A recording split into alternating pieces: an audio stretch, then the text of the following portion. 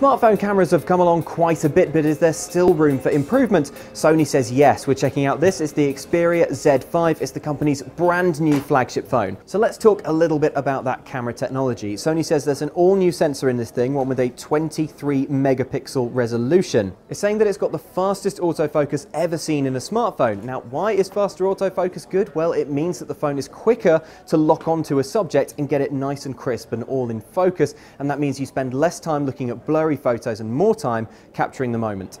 Sony's also touting better low light performance, and it says that this phone is going to be pretty good at zooming in. That's thanks to its clear image zoom technology. Now, that's still not going to be as good as the proper optical zoom that you would get on a full-size camera, but Sony says that with the big sensor in this camera and with an awful lot of image processing going on in the background, you might be able to get better zoomed in photos.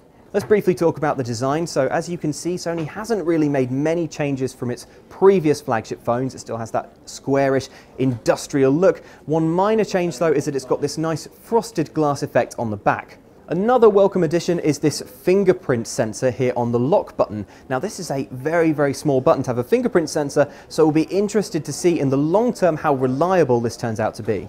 One final thing worth mentioning is that this 5.2-inch Full HD smartphone is waterproof. Now, I personally think that that's one of the coolest things about Sony's recent mobiles, so it's really good to see that they're still sticking with that.